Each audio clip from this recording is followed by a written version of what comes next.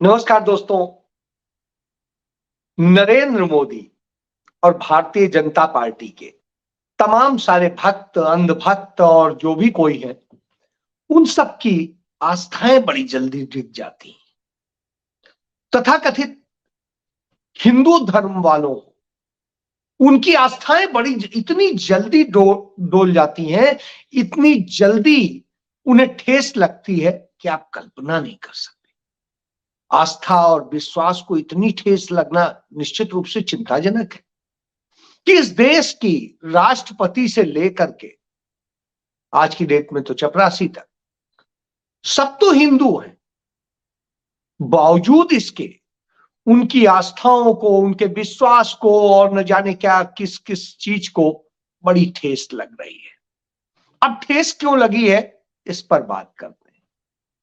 ताजा मामला यह है कि दक्षिण भारत की एक अभिनेत्री है नयनतारा। उनकी अभिनीत एक फिल्म है अन्नपूर्णा। अन्नपूर्णा जो मां के रूप में स्वीकारी जाती हैं, जो भगवान शिव की पत्नी के रूप में भी स्वीकारी जाती हैं, और माना जाता है माता अन्नपूर्णा के ही कारण हम लोगों को भोजन मिलता है। यह हिंदू धर्म की मैथोलॉजी है। और जब भगवान शिव बहुत भूखे थे और उनके पास खाने को नहीं था, तो तत्काल मां से उन्होंने कहा और माता अन्नपूर्णा ने उन्हें भोजन करा के तृप्त कराया। यह एक कहानी है।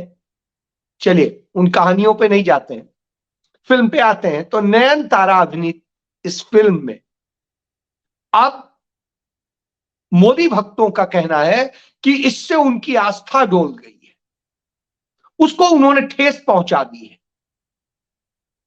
उन्होंने इसमें राम का व्यंग कर दिया है, उन्होंने इसके जरिए लव जिहाद कर दिया है और न जाने क्या क्या बताते हैं।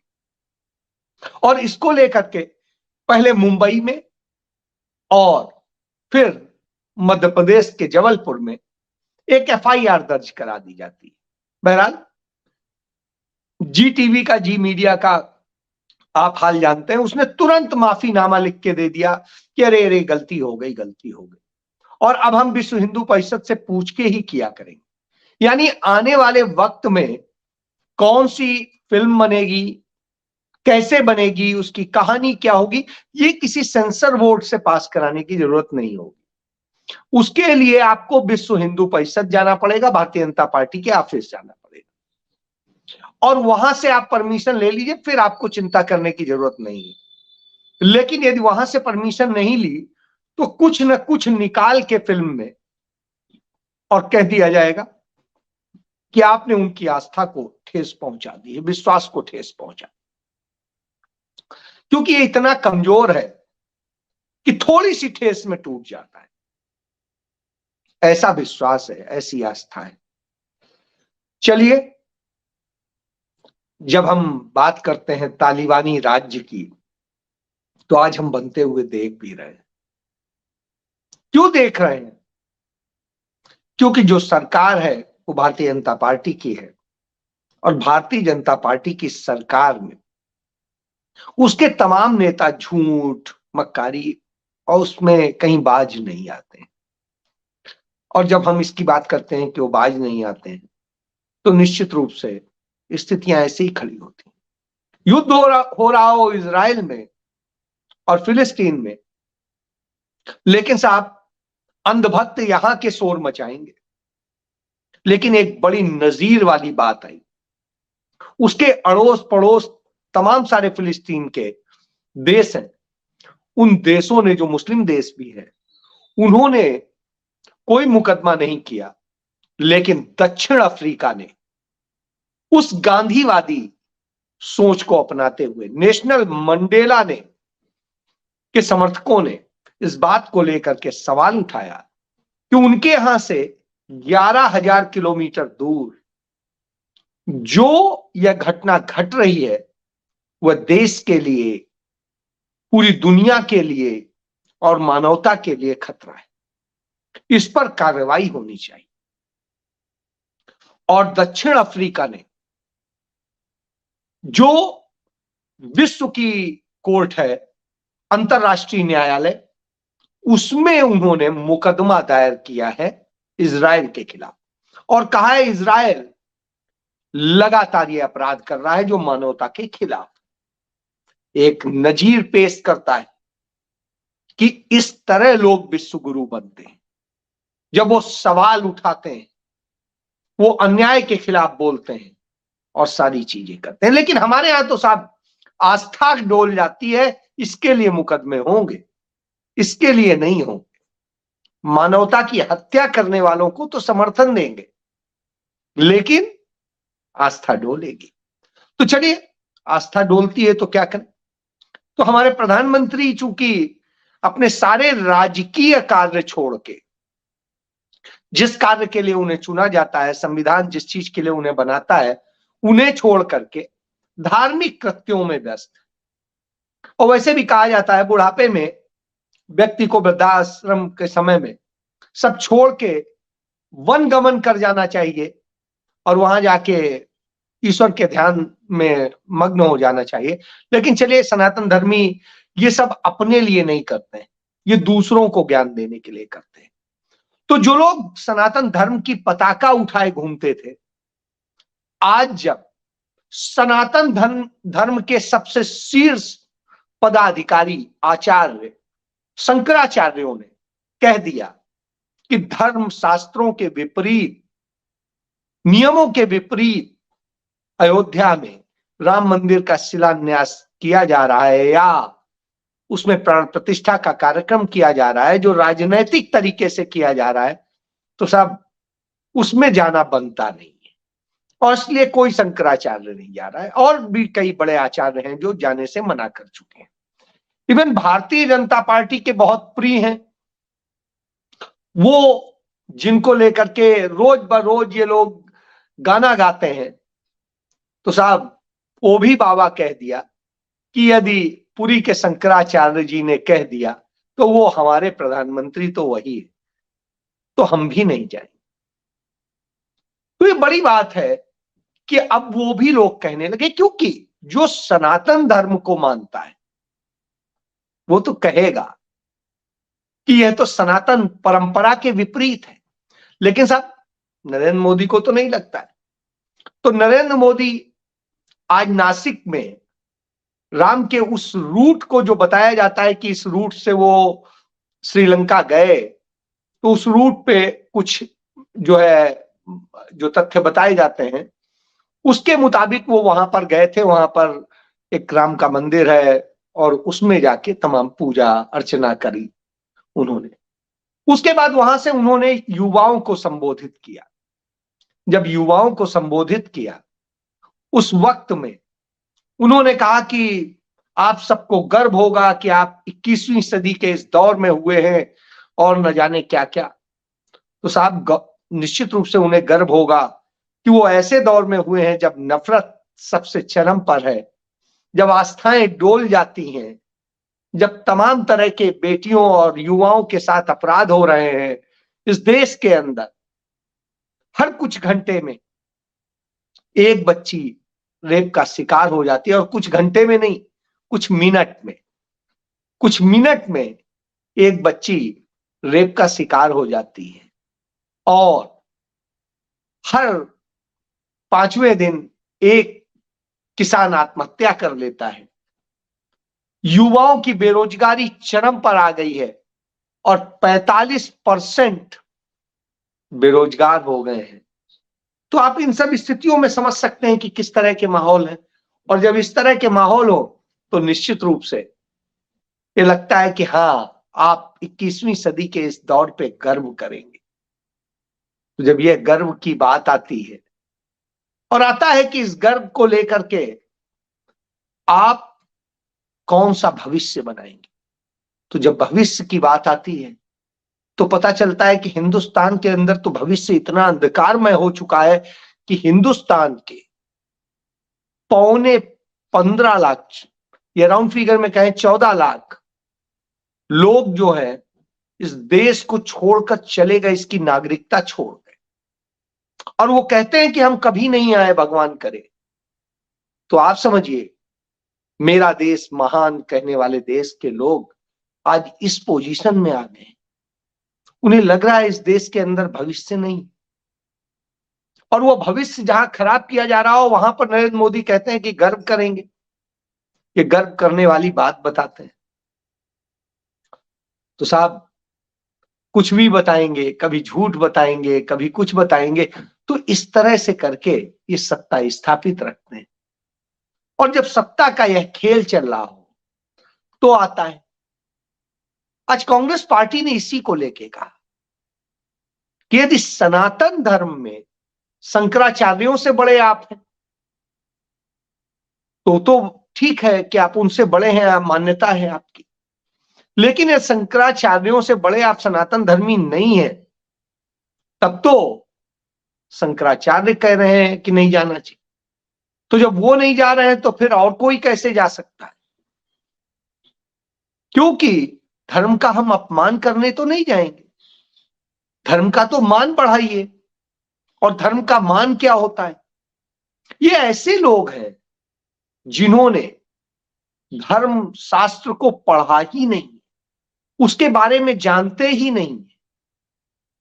राम क्या है, कृष्ण क्या है, क्या और देवी देवता हैं, और उनको लेकर के जो डिफाइन किया गया है, एक एक चीज शास्त्र बताते हैं। जो लोग पढ़े नहीं हैं वही उसकी आलोचना करते हैं, और जो लोग नहीं पढ़े हैं वही उसके पक्ष में लड़ रहे होते हैं। तो साहब जब तक आप पढ़ ना ले, यदि आपकी मुझे आलोचना करनी है तो आपको भी पढ़ना पड़ेगा, समझना पड़ेगा। यही एक बड़ी समस्या है हमारे देश की कि दोनों तरफ इस तरह के लोगों की संख्या है, कहीं कुछ ज्यादा है, कहीं कुछ कम। मैं एक उदाहरण से देता हूं। आज स्वामी विवेकानंद जी का जन्मदिन है, मैं उनको नमन करते हुए करता हूं। 39 साल की उम्र में वो इस दुनिया से चले गए। उनके गुरु रामकृष्ण परमहंस जी महाराज, उन्होंने बहुत शानदार शिक्षा दी, और उस शिक्षा का नतीजा ये हुआ कि स्वामी विवेकानंद एक श्रेष्ठ साधु हुए। और साधु इसलिए कह रहा हूं कि उन्होंने संत की वास्तविक परिभाषा को गढ़ा। तो जो स्वामी विवेकानंद है वो मुंशी फैज साहब से एक चर्चा कर रहे थे, और उस चर्चा के दौरान मुंशी फैज साहब ने उनसे पूछा कि स्वामी जी यदि अल्लाह, अकबर, ईश्वर सब आप कहते हैं ईश्वर एक है, तो ये अल्लाह, गॉड, भगवान और ये जो भी कुछ है, तो ये अलग अलग क्यों? तो मुस्कुराए और बोले अलग कहां है, सब तो एक। और फिर उन्होंने उसको पूरा परिभाषित किया, लंबे से परिभाषित किया। उन्होंने कहा धर्म का मतलब होता है कर्तव्य, धर्म का मतलब यह नहीं है जो आप समझ रहे हैं, और वो कर्तव्य निभाना हम सबकी अपनी ड्यूटी। रही है धर्म के जो ये किताबें बनाना और ये सब करना, ये तो इंसान ने बनाई, तो भगवान ने नहीं बनाई। भगवान आपसे नहीं रूठता है, वो आपको सिर्फ देता है, और काल, परिस्थिति, समय और उसके साथ साथ प्राकृतिक स्थितियों को लेकर के चीजें बनी है, प्रथाएं बनी। जहां पानी ज्यादा है वहां पानी से नहाने का क्रम है, जहां पानी कम है वहां वजू किया जाता है। जहां कहीं बर्फ है और वो है वहां पे उस ढंग से होता है। जहां आप समुद्री किनारे पे रहते हैं तो वहां पर आप समुद्र के उस पक्षियों को खाते हैं, और जहां आप कृषि योग्य भूमि में रहते हैं वहां पर कृषि को करते हैं और अनाज खाते हैं, और वहां पर आप गाय बछड़े को पूजते हैं, क्योंकि वो आपका अन्नदाता बन जाता है, वो आपकी माता बन जाती है। तो स्वाभाविक सी बात है। तो उन्होंने बहुत सारी बताई, और उन्होंने कहा सब में एक रूपता हो जाएगी तो सब खत्म नहीं हो जाएगा, इसलिए विभिन्न विभिन्न कलर के पुष्प भी होने चाहिए, लोग भी होने चाहिए, सब होना चाहिए, और उन सब का आनंद लीजिए, उनसे अलग मत होइए। तो ये जो उन्होंने समझाया, आज समझने की हमें जरूरत है। एक भारतीय जनता पार्टी के नेता मिल गए, वो मुझे बताने लगे, आप जानते हैं इनका ज्ञान कितना है। बताने लगे स्वामी विवेकानंद तो संघी थे। हमने कहा अच्छा, उन्होंने ही तो शायद संघ शुरू किया होगा। उनका नहीं नहीं, वो संघी थे। अरे हमने कहा भैया 1902 में तो वो इस दुनिया से चले गए थे, और आपका संघ बना कब है? 1925 में। तो साहब 1925 में आपका संघ बन रहा है, 1902 में वो चले गए और आप कह रहे हैं ये। और हमने कहा उनके भाई 1927 में कांग्रेस पार्टी के स्थायी सदस्य हो गए थे, कार्यकारिणी के सदस्य हो गए थे, जब पंडित जवाहरलाल नेहरू के पिता पंडित मोतीलाल नेहरू राष्ट्रीय अध्यक्ष थे कांग्रेस पार्टी के। और वो पंडित नेहरू के साथ लगे रहे इस बात को लेकर पूर्ण स्वराज के आंदोलन में, और वो लाहौर गए थे, लाहौर के अधिवेशन में भी उन्होंने प्रस्ताव का समर्थन किया था।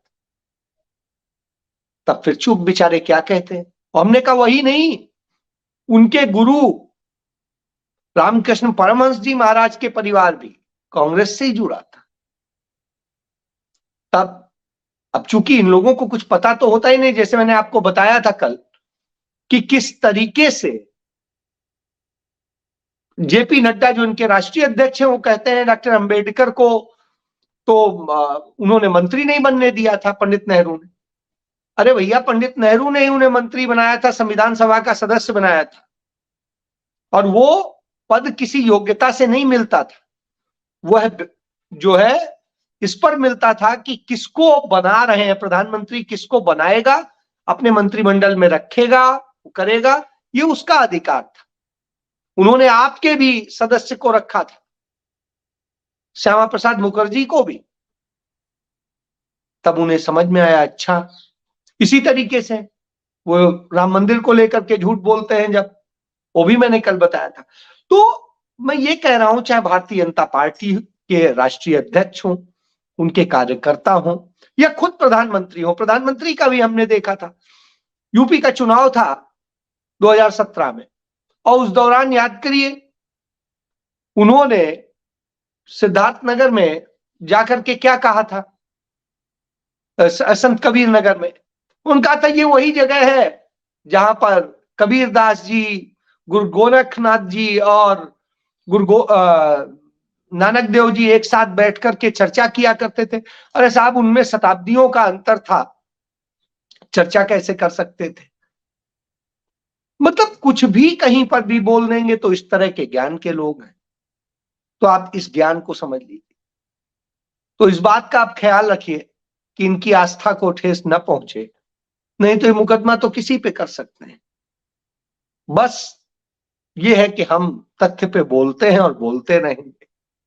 तो तथ्य यह कहते हैं कि इन्होंने देश को हर जगह बर्बादी में लाके खड़ा कर दिया है। स्थिति यह है कि विश्व गुरु होने का दम भरते हैं और भारत के पासपोर्ट की औकात थर्ड क्लास कर दी, थर्ड क्लास में वो कर दिया गया है। और हालत जब ये हो गई हो कि भारत का पासपोर्ट थर्ड क्लास में रख दिया गया हो, तो आप समझ सकते हैं कि आज भारत कहां पहुंच गया है। ऐसी स्थिति में अभी भी सावधान हो जाइए, समझिए, जानिए। वक्त रहते सुधार लेंगे तो ठीक है, नहीं तो ये जो हिंदू जाग गया है वाली स्थिति में आप चलेंगे तो आप बर्बादी में जाएंगे। क्योंकि सच यह नहीं, सच यह है आप अराजक हो गए, और जिस तरह की घटनाएं हो रही हैं वो शर्मसार करती हैं। अभी ग्रेटर नोएडा में ही एक घटना होती है, जिस तरीके से मार दिया जाता है, जिस तरीके से पति पत्नी को नग्न कर दिया जाता है और घटनाएं होती तो आप शर्म आती है। इसी तरीके की एक घटना और जगह होती है। तो तमाम सारे लोगों के साथ जिस तरीके से हो रहा है, दलित होने के कारण आपके ऊपर ऐसे अत्याचार हो रहे हैं, और इसके बाद में हम कहते हैं कि सब हिंदू जाग गया।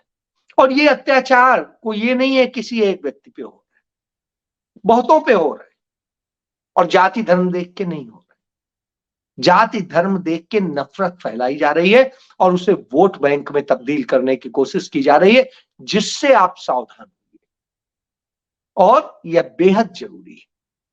अब बाकी नरेंद्र मोदी ने तो कह दिया है कि 14 तारीख से आप सफाई कर्मी बन जाइए, 14 तारीख से झाड़ू ले लीजिए हाथ में और मंदिरों मंदिरों में झाड़ू लगाते घूमिए 22 तारीख तक। तो ये स्वच्छता अभियान चलाइए। यह नरेंद्र मोदी। तो आपको रोजगार दे नहीं सकते और कुछ दे नहीं सकते, तो झाड़ू लगवाने का काम जरूर देंगे, वो भी बगैर पैसे के।